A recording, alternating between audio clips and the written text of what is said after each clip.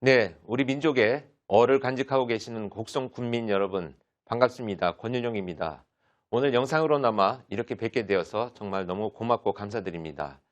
저는 오늘 여러분들과 우리 사회가 지금 접해 있는 여러 가지 범죄 상황에 대한 말씀을 드리고, 또 특히 이 범죄 상황이라고 하는 것은 우리가 이제는 범죄 자체가 남의 일이 아니고 나한테 다가와 있는 일들이라고 생각하기 때문에 어떻게 예방할 것인가, 또 우리가 범죄를 어떻게 바라볼 것인가, 또 우리 사회는 어떤 고민을 통해서 이 범죄들을 예방할 수 있을 것인가를 같이 고민해보는 그런 시간을 가져보도록 하겠습니다. 네, 저는 1989년에 경찰에 순경으로 입문을 했습니다. 그래서 그 당시에 범죄와의 전쟁이 선포되던 시절이기 때문에 강력 형사를 몇 년간 했고요. 이후에 93년부터 2017년 제가 퇴직을 할 때까지 CSI와 프로파일러로 근무를 해왔습니다. 정말 많은 사건에 투입이 됐었고요. 그래서 정년이 좀 많이 남았음에도 불구하고 2017년도에 제가 이제는 나도 나의 삶을 찾아서 살고 싶다라는 생각을 가지고 명예퇴직을 하고 나왔습니다.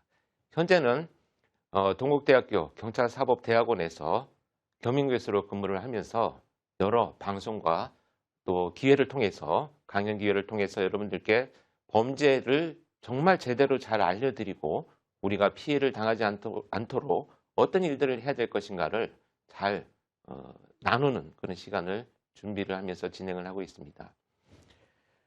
여러분들 CSI라는 이야기를 아마 많이 들어보셨죠. CSI. 예, 드라마도 있고. 특히 CSI, 근데 CSI가 어떤 영어 단어의 머리 글자일까요? 라고 제가 여쭤보면 사실 많은 분들이 CSI, 범죄니까 크라임. 그러면 S는 과학수사니까 사이언티픽인가? 그러면 I는 뭐지? 이렇게 조금 의아해 하시거나 궁금해 하십니다. 근데 사실 CSI는요, 크라임 씬 인베스티게이션입니다. 즉 다시 말씀드려서 범죄 현장에 나가는 조사관들을 CSI다 이렇게 지칭을 하죠. 그래서 같은 과학 수사를 하지만 국립과학수사연구원에 있는 분들을 CSI다 이렇게 표현하지는 않습니다. 왜냐하면 범죄 현장에 직접 나가는 것이 아니고 CSI들이 수집한 증거물들을 감정하는 분들이기 때문에 연구원이다 이렇게 우리가 표현을 하죠. 프로파일러도 마찬가지입니다. 프로파일러가 과연 범죄 심리학자인가? 이 정체가 뭘까? 이런 궁금함을 갖고 계신 분들이 많이 계시는데요. 많은 언론을 통해서 체포된 범죄자의 심리를 분석하는 사람이다 이렇게 알려져 있습니다. 그런데 사실은 체포된 범죄자의 심리를 분석하는 업무는 가장 마지막에 하는 업무의 일환이고요.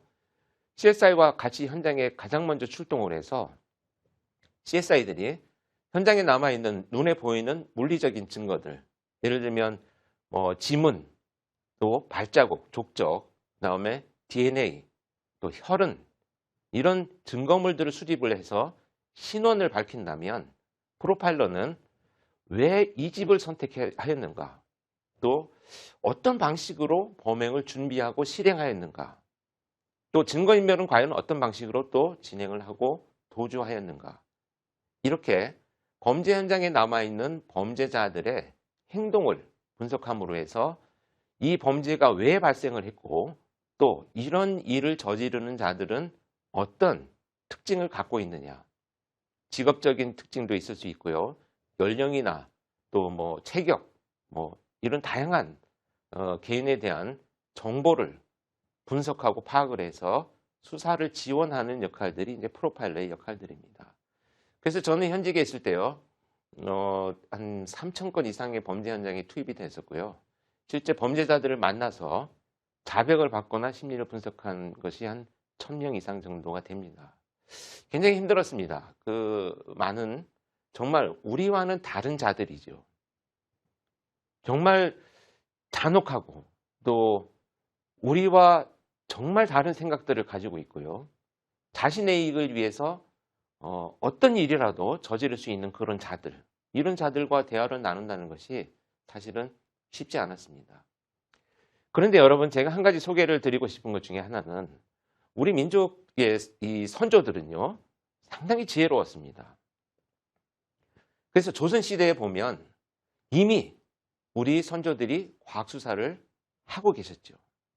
그래서 무원록이라고 하는 책을 만들었습니다. 이 무원록, 없을 무자에 원망, 억울함이 없도록 하자라는 무원록을 만들어서요. 이 책의 내용은 뭐냐면 사람이 살해당했을 때 어떤 방식으로, 당시의 과학으로 어떻게 수사를 할 것인가에 대한 정말 상세한 기록들을 많이 남기고 있었습니다. 특히 여러 가지 당시에는 조금 허술하긴 하지만 과학적인 방법으로 억울한 죽음을 밝히고자 우리 선조들은 노력을 해오셨는데요. 거기에 보면 이제 여러 가지 물건들이 범죄 수사에 응용이 됐습니다. 이것을 우리가 법물이라고 얘기를 합니다. 이 어떤 물건이든 어떤 학문이든 우리가 범죄 수사에 활용이 될 수 있기 때문에 범죄 수사에 활용되는 것은 앞에 법자를 붙이게 되어 있습니다. 그래서 영어로는 포렌직이라고 하는데요. 뭐 포렌직 수사를 한다 이런 얘기도 들어보셨죠. 그래서 이 포렌직 수사라고 하는 것은 법자를 붙이는 것은 모든 학문과 물건들은 범죄 수사에 다양하게 응용되고 활용될 수 있다는 것을 의미를 하죠. 그래서 한 가지 흥미로운 소개를 드리면 우리가 사망을 하게 되면 사망의 원인에 따라서 시신의 색깔이 굉장히 다릅니다. 뭐 예를 들면 가스 중독이라든지 또는 독극물을 먹고 사망을 하게 되는 경우에는 시신의 색깔이 변하기도 하겠죠. 그래서 약간 정상적이지 않은 죽음이다라는 것이 의심이 될 경우에 우리 선조들께서는 그 돌아가신 분의 입에다가 쌀을 넣어둡니다. 생쌀을 넣어두었다가 일정 시간이 지난 다음에 이 쌀을 꺼내서 닭에게 먹게 만듭니다.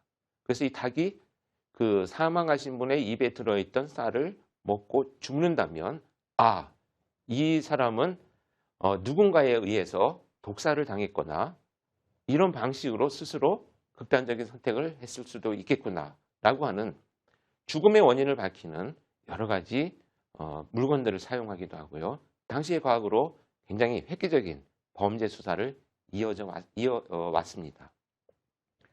그리고 이런 선조들의 지혜에 따라서 우리 이 한국의 범죄들은 많은 흔적들을 찾고 또 범인을 체포함으로 해서 정의를 실현하는 이런 사회였었죠. 제가 89년도에 경찰에 입문하기 전까지 우리 한국 사회의 범죄들은요, 사실 범죄의 동기가 뚜렷한 사회였습니다. 그래서 저처럼 지금 이렇게 뭐 CSI다, 프로파일러다 이런 사람들이 사실은 필요하지가 않았습니다. 왜냐? 범행의 동기가 뚜렷하기 때문에 예를 들면 치정, 원한이야 또는 이 절도범죄야, 강도범죄야 이렇게 범행의 동기가 뚜렷하면 범죄 수사의 방향을 설정하는데 어려움을 겪지 않았습니다. 그래서 아마도 여러분들이 기억하고 계시는 수사반장, 최불암 선생님이 나오셨던 이 수사반장을 보면 오히려 참 안타까운 인생을 살면서 절도범죄를 저지른 자를 체포하고 수사관들이 그 집에 연탄을 사다 주거나 쌀을 갖다 주는 이런 장면들도 종종 목격이 됐었죠. 물론 그렇게 어려운 환경이라고 하는 것이 범죄를 합리화할 수는 없습니다. 그러나 우리 한국 사회는 그럼에도 불구하고 어떤 남에게 특별히 자신이 갖고 있는 개인적인 감정을 마구 표출한다든지 또는 이유 없이 사람들을 살해하는 범죄가 많지 않았던 그런 사회였습니다.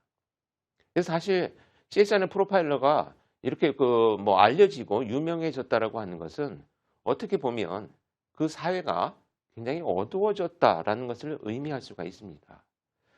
그래서 제가 지금 화면에 보시고 계시는 것처럼 근대사의 범죄 흐름의 역사들을 조금 살펴보면서 이런 범죄들이 왜 나타났고 지금 우리가 닥치고 있는 범죄들, 우리가 직면하고 있는 이 범죄들은 과연 어떤 모습일까? 이러한 내용들을 소개를 드리고자 합니다. 자, 지금 보시는 장면들은 사진들은요. 그야말로 1990년대 초반에 일어났던 끔찍한 사건의 범죄자들입니다. 소위 지존파, 또 막가파, 또 온보현 뭐 이런 자들이 나타나서 자신들이 갖고 있는 개인적인 분노의 감정들을 정말 불특정한 다수들을 향해서 무차별 공격하고 표출한 이런 범죄가 한국 사회에 등장한 것이 바로 90년대 초반입니다. 93년, 94년, 95년 이렇게 몇 년 동안에 이 자들이 정말 우리 사회를 충격에 빠뜨린 이런 사건들이었죠. 여기서 우리가 살펴볼 것이요. 과연 그렇다면 왜 이 자들이 그 당시에 나타났을까? 여러 범죄학자들과 심리학자들이 많은 연구를 했습니다. 근데 그 연구들의 공통점은 뭐냐? 사실 범죄를 저지르는 것은 범죄를 저지르는 자 개인의 책임이 가장 큽니다. 그런데 사회적인 어떤 영향들을 받지 않았을까? 여기에 대한 연구들을 이때부터 시작을 했습니다. 그래서 많은 연구들의 결론은 이 당시가 이제 우리 경제가 급격하게 변화되던 시기고 이 급격한 경제의 변화들이 많은 사람들한테 알려지기 시작하던 시기였습니다. 인터넷이 막 초창기 보급되던 시절이었고요. 무슨 뭐 인터넷 정보통신망들이 막 이제 설치되면서 우리 한국 사회가 처음으로 컴퓨터에 의지하게 되는 여러 업무들이 컴퓨터를 통해서 또 이런 정보들을 얻어내게 되는 이런 사회가 됐죠. 이런 사회가 의미하는 바는 결국 뭐냐 하면 기존에 우리 한국 사회가 가져왔던 전통적인 개념들은 다 우리가 힘들고 어렵게 사는 거야. 나도 힘들고 너도 힘들고 우리가 다 같이 힘들잖아. 라고 하는 것에서 벗어나게 되는 계기가 되었습니다. 즉 다시 말씀드려서 나와 타자, 다른 사람들과의 비교를 하기 쉬운 이런 상황으로 변화되었다는 거죠. 그걸 통해서 그때 아마도 기억나시는 게 여러분들이 뭐 오렌지족이다, 뭐 야타족이다 이렇게 빈부격차가 심각하게 드러나기 시작하면서 그것들이 이 내용들이 많이 우리가 알게 되는 시대적 배경을 갖고 있습니다. 그러다 보니까 자신이 열심히 노력하고 또 내가 갖고 있는 신분, 벗어날 수 없다라고 하는 나의 가난 이런 것들이 스스로 노력을 해야 되는 동기가 되어야 됨에도 불구하고 나는 가질 수 없다라고 생각하기 때문에 정말 열심히 노력해서 자신의 미래를 꿈꾸고 갖고 왔던 많은 사람들이 이루어 놓은 것들을 빼앗아가는 이런 범죄가 나타나기 시작을 했다라는 것이 우리가 주목해야 될 부분입니다. 그래서 이 자들은요 주장합니다. 가진 자들에 대한 정의를 실현했다. 자기들이 마치 정의의 사도인 것처럼 세상은 다 이런 부정과 부패에 쌓여 있다. 이런 자기 합리화를 하면서 정말 노력하는 열심히 살아가는 많은 사람들을 공격하고 무참히 살해하는 범죄를 저질렀습니다. 이런 범죄가 이제 93년도부터 나타나기 시작을 해서 우리 사회는 큰 충격에 빠졌죠. 그리고 나서 우리가 직면했던 것이 당시에 이제 소위 IMF 시대를 맞았습니다. 중산층이 몰락을 하기 시작을 하면서요. 많은 사람들이 어려움을 겪다 보니까 그 어려움을 겪는 사람들은 그래도 남을 위해서 또 나를 위해서 열심히 극복하기 위한 노력을 해가지만 그 이면에 이런 자들이 나타나서 오직 자신들이 행복해지기 위해서는 남을 해치거나 열심히 남이 이루어 놓은 것들을 빼앗겠다라고 하는 이런 이상 심리를 갖게 됩니다. 자, 이렇게 범죄가 이제 우리 한국에서도 잔혹해지기 시작을 했던 안타까운 변환점을 갖고 있습니다. 이런 변환과 전환점을 지나서 2000년대가 되어서요. 우리는 또 한 번 정말 극악무도한 범죄자들의 많은 분들이 희생되는 안타까운 사건들이 발생하기 시작을 합니다. 이것이 바로 사이코패스라고 하는 범죄자들이 나타나서 이 유영철, 정남규, 강호순 이런 이 비열한 자들입니다. 이 사실 저는요 현직에서 오래 있다 보니까 뭐 언론 기자들하고도 많이 인터뷰를 하고 있는데요. 가끔 제가 뭐 사석에서 그런 얘기를 합니다. 야, 이거 강력 범죄자들이다 이렇게 얘기를 하는데요. 사실 직접 이들을 만나고 이 범죄 현장에 투입이 됐던 저로서는 이 자들이 조금 더 강력하다라는 생각을 하지 않습니다. 그야말로 자신보다 약자들을 공격하는 비열한 자들일 뿐입니다. 근데 우리 사회는 이들의 서사를 만들기도 하고요. 또 뭐 어릴 때 아동학대가 있었고 동물학대가 이어지면서 또 성인기가 되어서 어쩔 수 없이 이런 범죄를 저지르지 않았겠느냐. 이런 생각을 혹시라도 누가 갖고 계시다면 그것은 분명히 잘못된 생각입니다. 왜? 우리는 그 시기에 모두가 힘들고 어렵게 살았습니다. 그리고 지금도요. 불행인 것처럼 스스로 서사를 만들어서 남을 공격하는 이유로 합리화하는 비열한 자들일 뿐이다. 저는 이렇게 생각을 합니다. 제가 한번 여쭤보겠습니다.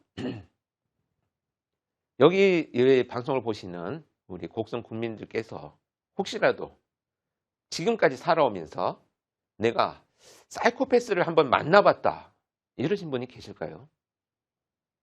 아마도 대부분 만나봤다면 내가 지금 이렇게 살아있겠나 그런 생각들을 하실 수가 있습니다.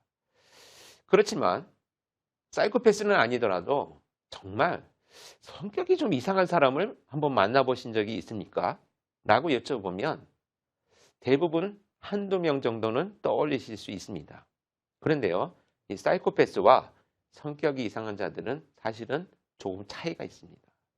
이 사이코패스들은요, 사실 사이코패스라고 하는 것 자체가 성향과 같아서 저나 이 방송을 보시는 우리 곡성 국민들 누구라도 비슷한 사이코패스 성향들은 다 가지고 있습니다.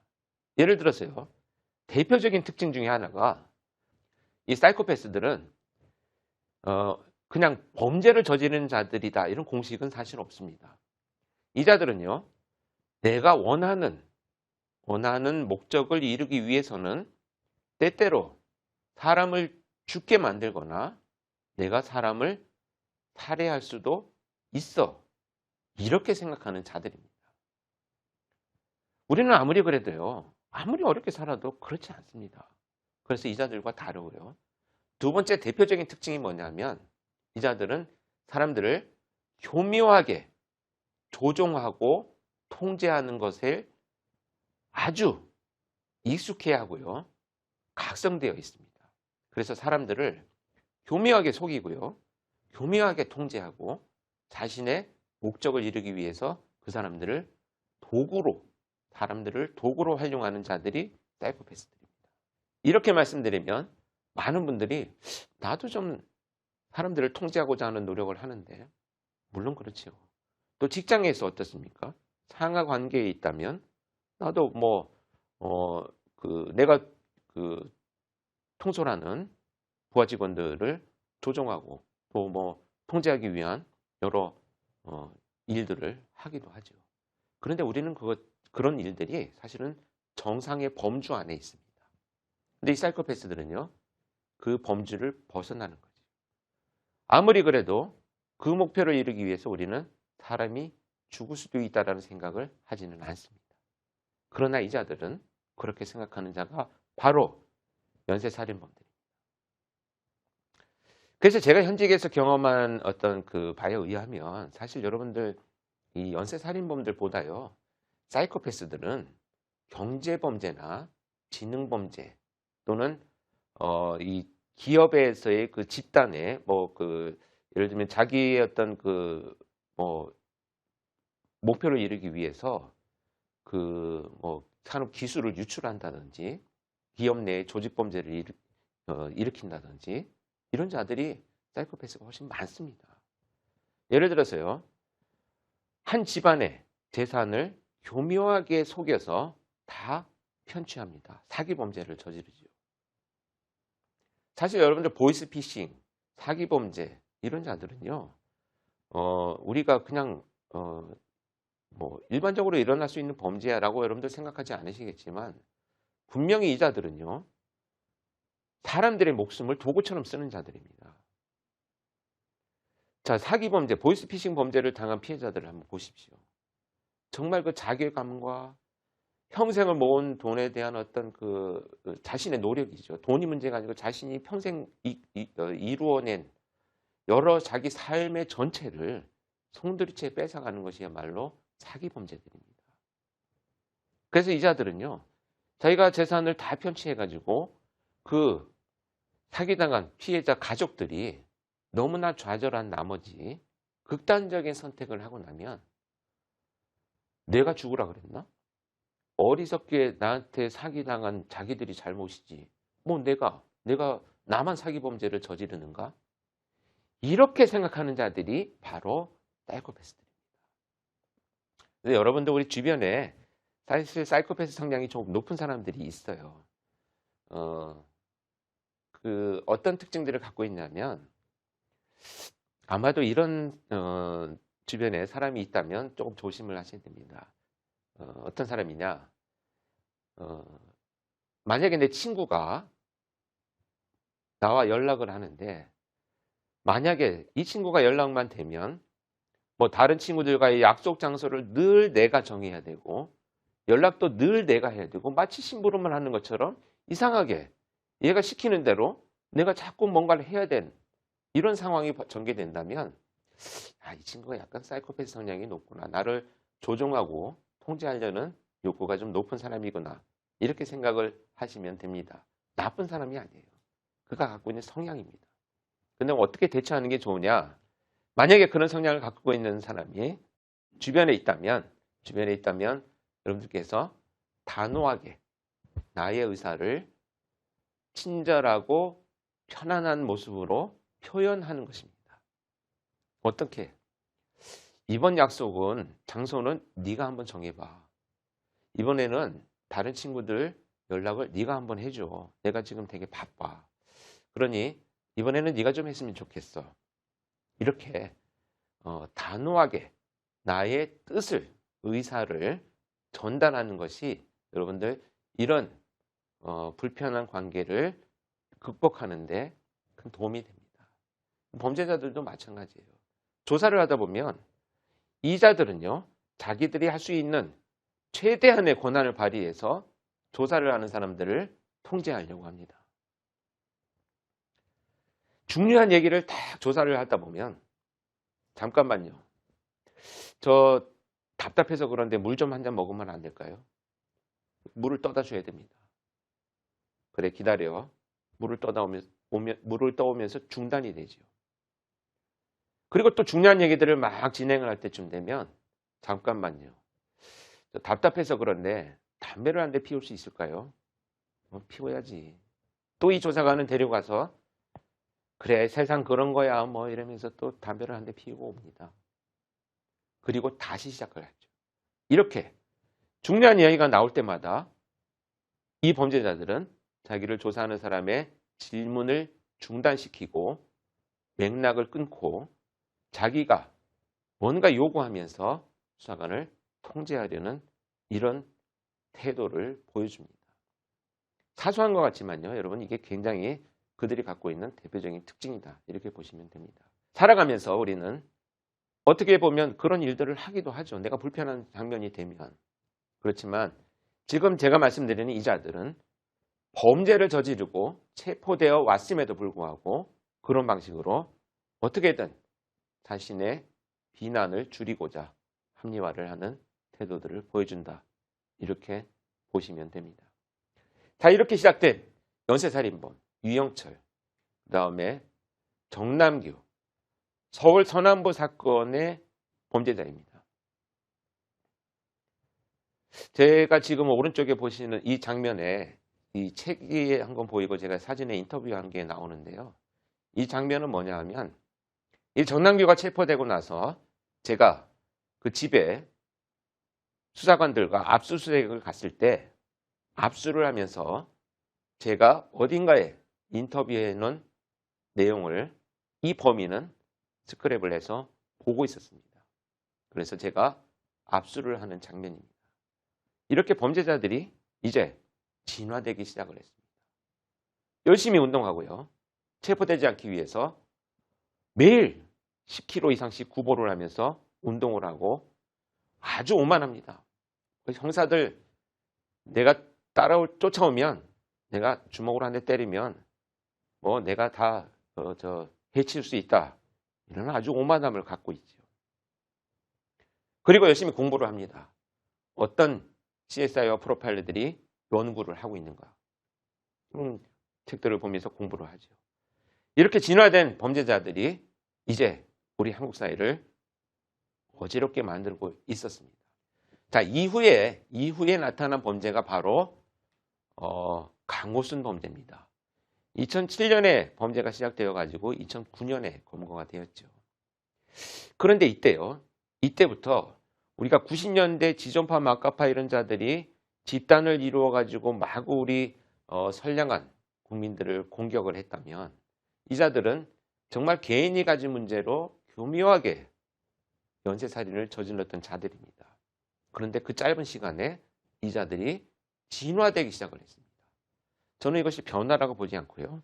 범죄의 진화다 이렇게 표현을 하고 싶습니다. 왜냐하면 자 2003년, 2004년, 2005년에 유영철과 정남규가 연쇄살인을 저질렀는데요. 불과 몇 년 후인 2007년에 강호순이 범죄를 저지를 때는 범죄의 방식이 바뀌었습니다. 유영철과 정남규는요. 정말 집집마다 침입을 해서 나이가 많은 연세가 많은 분들을 새망치로 무참히 살해하거나 또 열심히 일을 마치고 늦게 겨우 퇴근하고 귀가하는 여성들을 따라가서 무참히 공격하는 이런 범죄를 저질렀는데요. 강호순은 그런 수법에서 완전히 변화되었습니다. 어떻게? 자, 교묘하게 고급 승용차를 타고 다니면서요. 아주 추운 곳에 추운 날 버스 정류장에 서 있는 분들에게 접근을 합니다. 그리고 길을 물어봅니다. 자, 어디로 가려면 어느 쪽으로 가야 될까요? 그러면 또 우리는 친절하게 많은 분들이 길을 알려주시죠. 그러면 이 강호순이라는 자는요. 그러면 날씨도 추운데 같은 방향이면 제 차를 타세요. 그럼 제가 모셔다 드릴게요. 라고 교묘하게 속이기 시작을 합니다. 물론 그렇다고 피해자들이 그냥 막 타지는 않죠. 낯선 사람의 차를 그렇게 타지는 않습니다. 당연히. 그러면 이자는 또 교묘하게 사람을 통제하기 시작합니다. 제가 나쁜 사람으로 보이나요? 제가 이렇게 뭐 추운 날 저기까지 모셔다 드린다고 하는데 이렇게 제안 드리는 것이 뭐 그렇게 나쁜 일은 아니지 않습니까? 뭐 이런 방식으로 피해자들을 불편하게 만들기 시작을 합니다. 근데 우리는요, 문화적 특성상 우리 한국의 대한민국의 이 문화적 특성상 우리는요, 대부분의 사람들은 사실 누군가가 좋은 호의적인 도움을 주고자 제안을 했을 때 이것을 거절하는 것에 대해서 거절하면 내가 너무 무례한 사람인가? 내가 너무 나쁜 사람이지 않을까? 저 사람 정말 좋은 뜻으로 나를 도와주려고 하는데 내가 불친절하게 내가 거절하는 것이 아닌가? 라고 하는 스스로의 어떤 그 죄책감과 비슷한 감정을 느끼게 됩니다. 자, 어쨌든 이런 방식으로요. 교묘하게 피해자를 자기 차에 태워서 결국 끔찍하게 살해한 범죄자. 진화됐습니다. 집집마다 찾아다니고 길거리에서 공격하던 연쇄살인범이 강호순으로 넘어오면서 이제는 교묘하게 사이코패스의 특징을 드러내서 사람들을 자기의 통제 안에 넣기 위해서 속여서 범행을 저지르기 시작하게 되었습니다. 자, 이 사건이 2009년에 이제 체포가 되었죠. 굉장히 오만했습니다. 저도 이 범죄자 강호순이 체포되고 나서 제가 이제 그 조사에 투입이 됐었는데요. 정말 거만하고 오만한, 그냥 비열한. 그러니까 결국은 남성이든 여성이든 아동이든 나이가 많이 드신 어르신들이든 이자들은요, 강력범죄자가 아니고 그냥 자기보다 약자를 공격한 비열한 살인범일 뿐입니다. 그리고 자기를 합리화시키는 자들이죠. 면담을 들어갔을 때도 굉장히 오만했습니다. 저한테 나하고 이렇게 심리싸움을 할 시간에 가서 증거라도 하나 더 찾아오지 그러느냐, 뭐 이런 얘기들을 하기도 하고요. 아주 제가 그냥 분노가 끌어올랐던 이런 기억을 갖고 있습니다. 자, 어찌됐건 이제 강호순이가 체포가 됐습니다.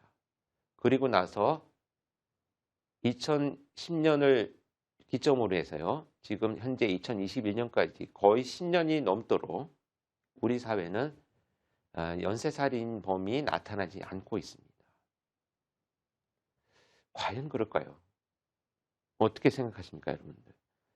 지금 우리 사회가 연쇄살인범들이 강호순이 체포된 이후로 갑자기 엄청난 두려움을 느껴가지고 어디로 다 사라져 버렸을까요? 그렇지 않습니다. 제가 2017년에 퇴직을 했는데요. 굉장히 어려운 결정이었습니다. 잠깐 말씀드리면 이런 자들하고 수없이 많은 밤을 새우고 현장에 투입되다 보니까 이 자들의 말이요, 이 자들이 내뱉는 정말 흉악한 말들이 저의 마음을 공격하기 시작을 합니다. 그래서 사실 온몸에 질병이 났습니다. 혈압이 굉장히 극도로 높아지고 혈관이 막히고 이런 치명적인, 쌓이고 쌓이다 보니까 이 자들이 내뱉는 그 말에 저는 진실을 밝히고자 노력을 하는 경찰관의 입장이었지만 너무나 많은 상처를 사실 입었습니다. 그런데 그 말씀을 드리고자 하는 게 아니고요. 자, 2017년에 그래서 제가 여러 이제 이유로 퇴직을 하게 됐는데, 그동안 2010년에 그만둘 때까지 사실은 2009년에 강호순이 검거된 이후로 2017년까지 연쇄살인범들을 여러 차례 만났습니다. 그런데 그 자들이요, 연쇄살인을 저지르기 전에 한 건 내지 두 건의 사건으로 체포되었을 때 만났습니다. 즉 다시 말씀드리면 이 자들이요, 이제 지금 예전에 이 강호순, 유영철, 정남규 이런 범죄자들처럼 범죄를 사실 저지르기가 어렵습니다. 왜? 일단 이 사건들을 거쳐오면서 우리 국민들의 의식이 높아지기 시작을 했어요.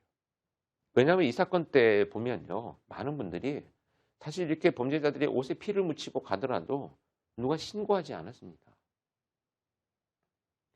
그냥 귀찮고 불편해 했었죠. 근데 지금 그렇지 않습니다. 많은 분들이 휴대폰을 갖고 다니면서요, 사진으로 찍어서 불법 행위가 일어나면 경찰에 제보하기도 하고요, 신고를 하기도 합니다. 그리고 수없이 많은 CCTV가 설치되어 있죠. 또 자동차마다 우리는 블랙박스가 설치되어 있습니다. 이렇게 범죄를 저지르는 자들이 이제는 도망갈 곳이 없기 때문에 빨리 체포가 됩니다. 다행스럽죠. 그런데 저는 여기서 또 한 가지 우려스러운 생각을 합니다. 자, 그렇다면 한 건 내지 두 건으로 체포되었을 때 과연 형량이 이 연쇄살인범 강호순이나 유영철, 정남규처럼 높을 것인가? 그렇지는 않죠. 결국은 몇 년의 처벌을 받고 나와서 또다시 재범을 할 수 있는 기회를 만든 것이 아닌가, 이런 우려스러움을 좀 갖고 있습니다. 그래서 드리고 싶은 말씀 중에 하나는 강력한 처벌, 형량을 높여야 된다. 굉장히 중요한 일입니다. 그와 더불어서요, 또 한 가지 바뀌어야 될 것은 양형 기준의 변화입니다. 자, 우리 법정에서 어떻게 하고 있나요? 이자가 반성문을 제출했고 피해자와 합의되었으며 또 진심으로 뉘우치고 있다라고 하는 표정으로 눈물을 철철 흘리면서 재판을 받는다면 많은 감경과 감형을 하고 있습니다. 물론 우발적으로 범죄를 저지르는 자들은 반성의 기회가 있어야 되겠죠. 어떤 방식으로든지 그 사람들의 범죄가 합리화될 수는 없겠지만 법의 처벌이라고 하는 것이 그런 우발적인 범죄를 저지르는 사람과 연쇄 범죄를 저지를 가능성이 있는 사람을 같은 취급을 한다면 잘못될 수 있습니다. 그래서 전문가들이 이제는 법정에 많이 투입이 되어가지고 이 사람의 재범 위험성과 사이코패스의 특성과 특징을 갖고 있다라고 한다면 물론 저질러지지 않은 범죄를 저질러질 것으로 예상을 해서 큰 형량으로 높은 형량으로 처벌할 수는 없지만 이 사람들의 심리적인 치료나 또는 변화될 수 있는 교육, 교정 이런 것들을 강화시켜서 재범을 저지를 수 있는 어떤 그 감정들, 이자가 갖고 있는 범죄의 심리적인 동기들을 좀 낮추어주는 이런 국가적인 어떤 그 지원 또 역할이 필요하다. 저는 이렇게 생각을 합니다. 자, 그렇게 이제 범죄는 변화되기 시작을 했습니다. 그래서 지금은 이제 우리는 이 연쇄살인이 종식된 건 아닙니다만 빨리 체포되는 이런 사회가 되었죠. 자, 그렇다면 지금 우리가 직면하고 있는 범죄는 어떤 것일까요? 지금 우리가 직면하고 있는 범죄에 대해서 우리는 깊이 생각해 볼 필요가 있습니다. 자, 지금 1부의 강연을 여기서 제가 마무리를 하고요. 여러분들 2부에서 지금 우리 사회가 직면한 범죄에 대한 이야기들을 여러분과 다시 한번 심도 있게 나눠보도록 하겠습니다. 고맙습니다.